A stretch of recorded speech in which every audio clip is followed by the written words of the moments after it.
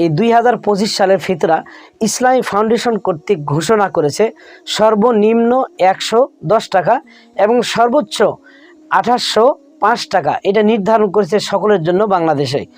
তো এই ফিতরা আল্লাহ রাসূল সাল্লাল্লাহু আলাইহি সাল্লামের জামানায় 1 সা করে দেওয়া হতো, মানে 3 কেজি 300 গ্রাম করে খাদ্যবস্তু। এই ফিতরা কাকে কাকে দিবেন এবং এই ফিতরা কোন কোন বস্তু দিয়ে দিবেন, এই বিষয় নিয়ে আজকে আমরা আলোচনা করব। তো ফিতরা 5টি বস্তু দ্বারা আল্লাহ রাসূল সাল্লাম দিতে বলেছেন। আর ফিতরা 8টি শ্রেণীকে দিতে হবে। এই 8 শ্রেণী ছাড়া অন্য কাউকে ফিতরা দেওয়া যাবে না।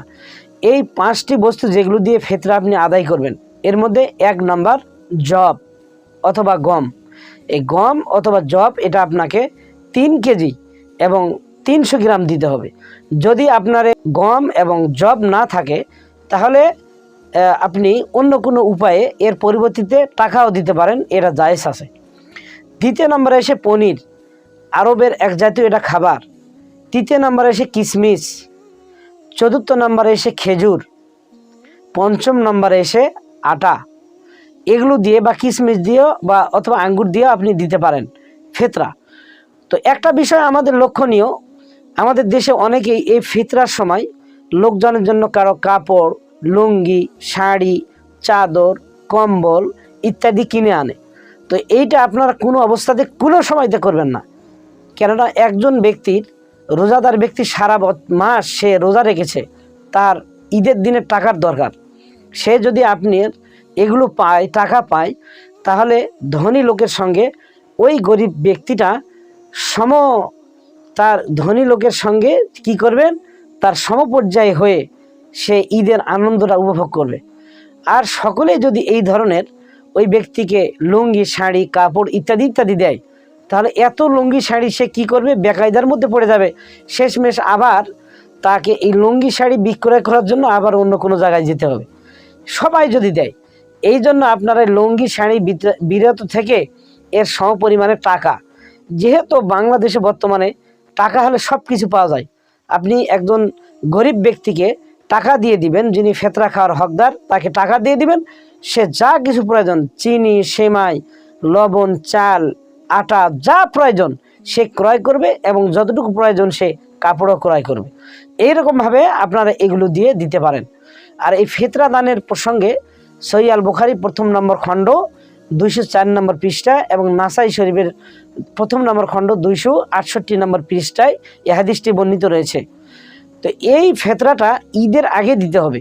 অনেকে এই ভুল কাজটা করে যে ঈদের নামাজ পড়িয়ে এসে বা ঈদের নামাজের জামাতে গিয়ে, আমি তো ঈদের জামাত পড়াইছি, অনেক দেখতেছি যে গোল গোল একটা বড় জামাত আমি পড়াই, সেখানে প্রায় 7-8 গ্রামের লোকজন নামাজ পড়ায়। সেখানে দেখি যে গ্রুপিং চলতেছে। এক সময় জিজ্ঞাসা করলাম কি এটা, বলছে এখানে ফিতরার টাকা আদায় হচ্ছে ঈদের মাঠে। তো নিহায়াত ওই দিন আমি বলে দিলাম যে এটা সম্পূর্ণটা ভুল। কেননা আপনারা এই ফিতরাটা আদায় করবেন এই ফিতরে আসার আগে, ঈদ উদযাপন করার আগে।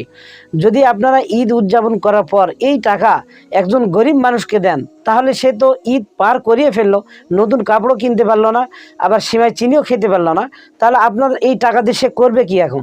এই জন্য আপনাদের সর্বপ্রথম উচিত হলো যে ঈদগাহের ময়দানে যাওয়ার আগে এই ফিতরাটা আপনাকে দিয়ে তারপরে ঈদগাহের ময়দানে যাবেন। এই জন্য আল্লাহ রাসূল সাল্লাল্লাহু আলাইহি ওয়াসাল্লাম এক জায়গার মধ্যে বললেন যে যারা ফিতরা আদায় করবে না তাদের জন্য ঈদ নয়, মানে আগে ফিতরা তারপরে ঈদ। আচ্ছা, এবার আমরা আসি 8 শ্রেণীর ব্যক্তিকে এই ফিতরাটা দিতে হবে।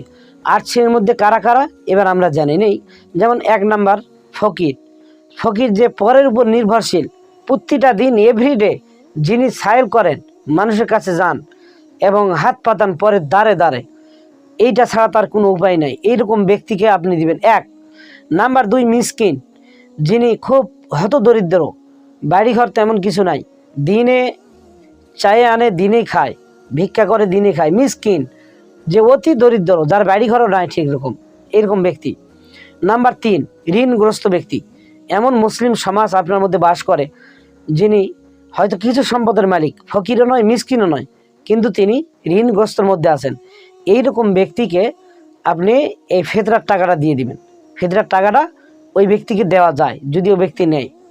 নাম্বার 4 জাকাত উঠানোর কাজে যে ব্যক্তি নিয়োজিত রয়েছে, এমন কর্মচারী যিনি জাকাত উত্তোলন করেন, যিনি এই জাকাতে উঠান, তাকে আপনি এই ফিতরাটা দিতে পারেন। নাম্বার 5, দাস দাসী মুক্তির জন্য। কোনো দাস এমন দাসত্বর গোলামে আছে যাকে মুক্তির জন্য কিছু টাকা প্রয়োজন, তাকে আপনি দিতে পারেন।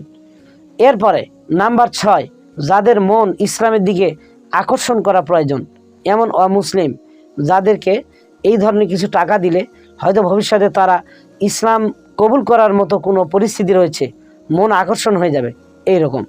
নাম্বার 7, আল্লাহর রাস্তায়। তো এখানে অফি সাবিলিল্লাহ বলা হয়েছে। আল্লাহর রাস্তায় মানে কি? আল্লাহ তাআলার রাস্তা বলতে এখানে অনেকে আমরা মসজিদে এই ফিতরা টাকা দিয়ে দেই ভুল করে না। অনেকে আমাকে প্রশ্ন করেছে, আমার মুসল্লিরাও বলেছে, তো আপনারা ভুল করে কোনো অবস্থাতেই মসজিদে ফিতরার টাকা দিবেন না, জাকাত টাকা দিবেন না। জাকাত ফিতরা মসজিদে দেওয়া যাবে না। মসজিদের কোনো ইমাম মুয়াজ্জিন তাদেরকেও আপনারা এটার বেতনও দিতে পারবেন না।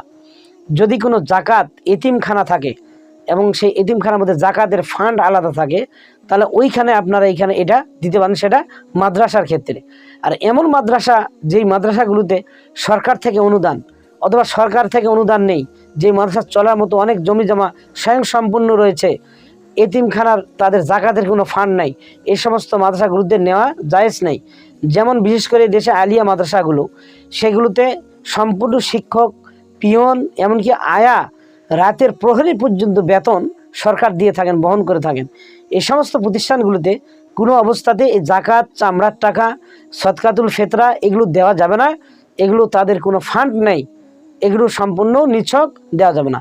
হ্যাঁ, তাদের যদি কোনো ফান্ড থাকে ওই মাদ্রাসায়, যে আমাদের জাকাত ফান্ড আছে, অতি দরিদ্র গরিব মিসকিন ছেলেপেলেদের আমরা কিতাব ক্রয় করিয়ে দিই, তাদেরকে কাপড় ক্রয় করে দিই, যদি ফান্ড থাকে আলাদা, তাহলে তারা কিছু নিতে পারে সেখান থেকে। এরপরে আপনারা কোনো মসজিদের ইমাম অথবা মুয়াজ্জিন, তারা যদি হতদরিদ্র হয়, যে যার কারণে বেতন বাদে, কিন্তু বেতন না, এমনি হতদরিদ্র, যে তিনাদের টাকার প্রয়োজন, খুব গরিব মানুষ কিন্তু এমনি ইমামতি করে, অত্যন্ত গরিব মানুষ, তিনি মুয়াজ্জিনি করেন, এই ধরনের ব্যক্তিকে আপনারা এই ফিতরার টাকাটা দিতে পারেন। অনেক সমাজের মধ্যে আছে, তিনারা বিপাকে পড়ে যান। মুয়াজ্জিন সাহেব যিনি আছেন, তিনি খুব গরিব মানুষ, কিন্তু বিপাকে পড়ে যান এই নিয়ে যে আমাদের ফিতরা মুয়াজ্জিনকে দিলে কি হয় কি না হয়, হয় কি না হয়, ইমামকে দিলে হয় কি না হয়। দেখবেন যদি ওই ইমামের পরিবার অসচ্ছল হয়, ঋণগ্রস্ত হয়, তাহলে ওই ইমামকে আপনারা এই জাকাতুল ফিতরার টাকাটা দিতে পারেন, ওই মুয়াজ্জিনকেও আপনারা দিতে পারেন। আপনার সন্তান যদি শাওয়াল মাসের চাঁদ ওঠার আগ পর্যন্ত, মানে ঈদ যেটা বলি সহজ ভাষায়, ঈদের চাঁদ ওঠার আগ পর্যন্ত যদি কোনো সন্তান ভূমিষ্ঠ হয়, ওই সন্তানের পর্যন্ত সদকাতুল ফিতরাটা দেওয়া ওয়াজিব, তাকে দিতে হবে তার পক্ষ থেকে, তার অভিভাবকে। যদি কোনো মুসলমান মুসলিম হয় ঈদের চাঁদ ওঠার আগ পর্যন্ত, তাহলে ওই ব্যক্তিকেও এই সদকাতুল ফিতরাটা দিতে হবে। যদি কেউ আজাদ হয়ে যায়, কারো গোলামি ছিল, সে আজাদ হয়ে গেছে, তাহলে ওই ব্যক্তির জন্য এই চাঁদ ওঠার আগ পর্যন্ত যদি হয়, তাহলে তার জন্য সদকাতুল ফিতরা এটা দিতে হবে। তো সুপ্রিয় দর্শক শ্রোতা, আজ অত্যন্ত এই সদকাতুল ফিতরা নিয়ে আমরা গুরুত্বপূর্ণ আলোচনা করলাম, বিশেষ করে কয়েকটি বিষয়। সেটা হচ্ছে কি কি বিষয় দিব। 1 নম্বর, আমরা কাপড় চোপড় এগুলো দিব না। তারপরে এই 8 ব্যক্তি, মসজিদ মাদ্রাসা আমরা কোনো দিব না। বিশেষ করে মাদ্রাসাগুলোতে দেখে দেখে আমরা দিব, কোন কোন মাদ্রাসায় দেওয়া যায় সেখানে। তারপরে কোন টাইমে দিবেন, আপনার ঈদে যাওয়ার আগে, এগুলো আমরা অত্যন্ত অবশ্যই এই গুরুত্বপূর্ণ কথাগুলো যদি আমল করে চলতে পারি, আল্লাহ পাক আমাদের সবার এই সদকাতুল ফিতরাটা আদায় করে হয়ে যাবে এবং তিনি আমাদের কবুল করে নেবেন ইনশাআল্লাহ তাআলা। তো সকলে ভালো থাকবেন। আসসালামু আলাইকুম ওয়া রাহমাতুল্লাহি ওয়া বারাকাতুহু।